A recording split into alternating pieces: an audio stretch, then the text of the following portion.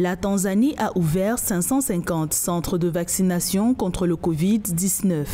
Le pays va lancer une campagne nationale de vaccination dès le 3 août 2021. Cette campagne s'adresse en priorité aux agents de santé, aux personnes âgées et aux personnes à risque de comorbidité. Cette première phase vise à atteindre au moins 60% des 58 millions d'habitants du pays. Le gouvernement tanzanien a déjà commencé à distribuer 1 million de doses de vaccins du laboratoire Johnson & Johnson à travers le pays. Les autorités rappellent que cette campagne de vaccination est totalement gratuite.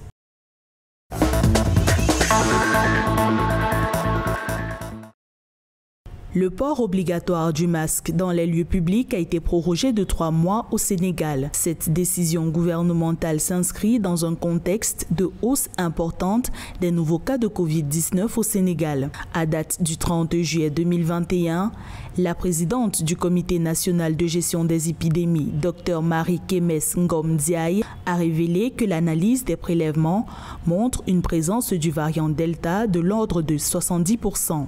Les espaces concernés par cette mesure sont la voie publique, les services administratifs, les services du secteur privé, les lieux de commerce, les moyens de transport public et les moyens de transport privé avec au moins 2 personnes à bord.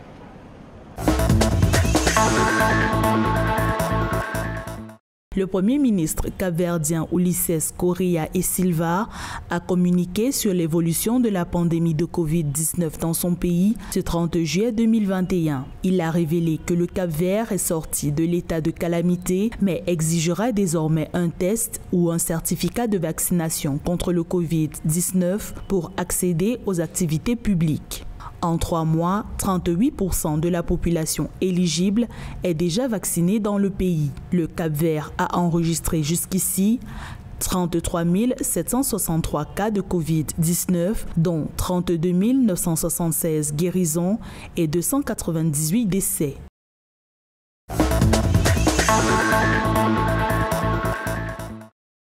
Le gouvernement rwandais a décidé de lever le confinement de 15 jours sur la ville de Kigali et 8 autres districts à compter du 1er août 2021. L'assouplissement des mesures restrictives contre le Covid-19 sera également appliqué dans d'autres domaines.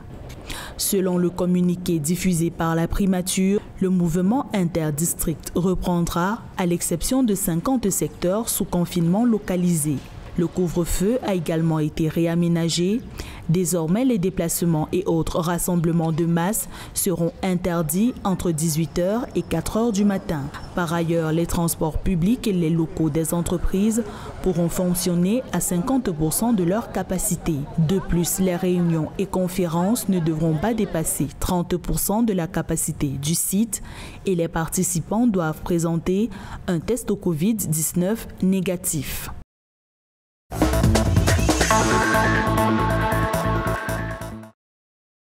La présence du variant Delta augmente la morbidité du Covid-19 en Afrique. Selon une étude de l'Organisation mondiale de la santé (OMS), les décès dus au Covid-19 ont augmenté de 80% en juin 2021 sur le continent. Le directeur général de l'OMS, Tedros Ghebreyesus, a imputé l'augmentation des cas à la mixité sociale et à la mobilité accrue, à l'utilisation incohérente des mesures de santé publique et sociale et à l'utilisation inéquitable des vaccins. Pour faire face aux ravages du variant Delta, l'OMS a lancé le Rapid Act Accelerator Delta Response d'un montant de 7,7 milliards de dollars destiné aux tests, traitements et vaccins.